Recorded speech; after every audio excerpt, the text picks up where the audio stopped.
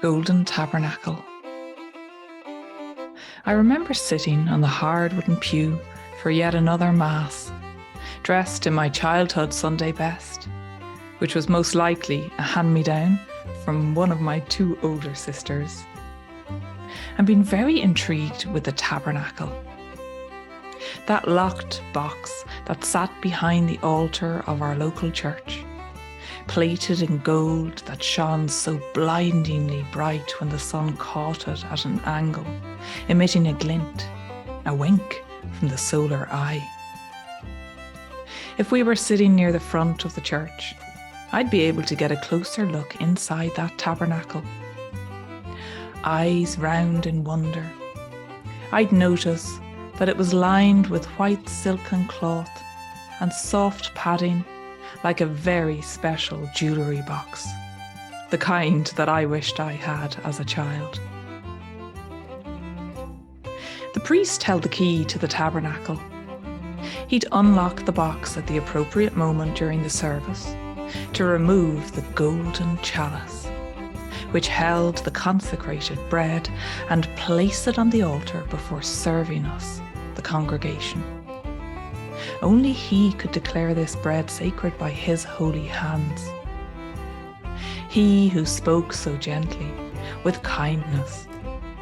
He who always had a great big smile on his face to greet us. He who gave us all, adults and children alike, the biggest hug of delight.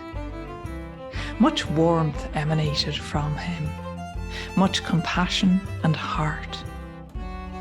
Restricted within the structures of Roman Church and Irish state, within the patriarchal frame.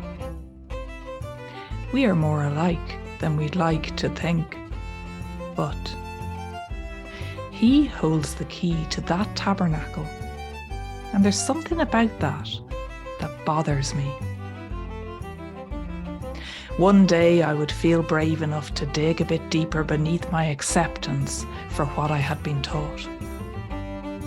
One day I would begin to unearth the truth of the story beneath the story, draw back the veil and reconnect with my true story. In the meantime, that tabernacle remained the property of the church.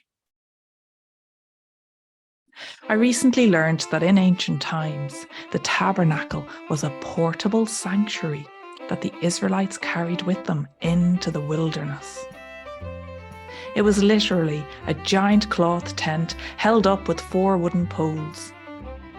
And within the inner chamber, the inner sanctum, it was said to house the Ark of the Covenant, the place where the tablets of the law would be stored. And with that learning, I felt the flicker of Bridget's flame within me, with the knowing that the Golden Tabernacle is the portal as the way into the true lore. It's yet another aspect that's been stolen and filtered through the patriarchal lens and colonized, corrupted. Yet there she is, hiding in plain sight all along for those with eyes to see, right under our noses. Golden Tabernacle portal into the wilderness, a sacred womb, holy of holies, place of purity, of reverence, the place that houses the golden grail, of mystery and mysticism, of ancient divine teachings, of gospels and stories passed down the grail lineage, pearl white wisdom, pure gnosis. This is our virgin vessel that belongs to no one other than to ourselves. Woman unto thyself. Her holy womb, sacred container, birther of you from primordial mother. Drink from golden chalice. The key is yours now to reclaim all that was stolen and locked in Golden Tabernacle. Wound shaman of the right-hand path, reclaiming her story at whole new depths. And then The day came when she realized that she already possessed her very own unique and inbuilt tabernacle. She found the right key that unlocked the box, and as she flung those tabernacle doors wide open with carefree abandon, she continued on with her original quest, one that she seeded eons ago. She realized that her voice mattered, her life mattered. She is here for a reason that continues to unravel and unfold with every step she takes into the depths of that portal. And so she travelled onwards, far and wide on pilgrimage to continuing awakening the spirit of the Celtic lands within people, within you. Bridget and the Magdalens as apostles by her side. She remembered that she was a disciple to her own unique truth, an embodied truth spoken through the language of her soul, the language of a life lived to the fullest. Heart ignited through the divine spark of Bridget's flame. And she didn't need to fight anymore or tear down patriarchy. Nor did she need to strive to fit into any manufactured mold. Because she could release the identity of being a child of colonialism and open to the dissolution of that old wound. For she knew that if she stayed in the wound too long, she too would become that wound and forget how to find her way back to the light. She preached prayers of peace and love as pure poetry that's sung from those true ancient stories and all that divine lore to activate their sacred remembrances.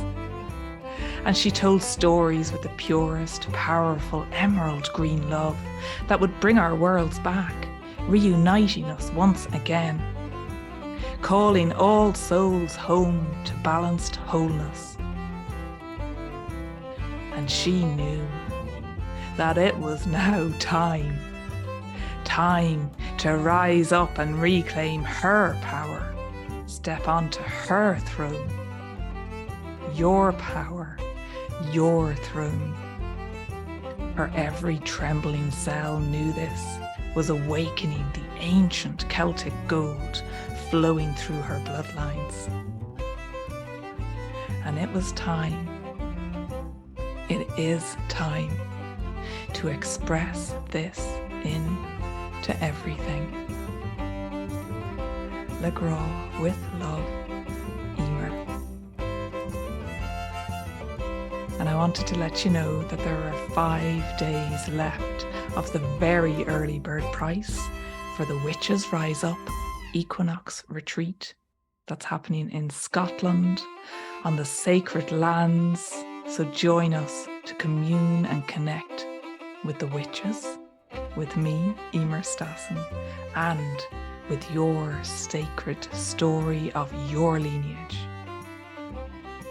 So check out the link below in the description, and it would be most magical and wonderful to meet you in person in October 2023. 5 more days left to grab the very early bird price. So much love to you.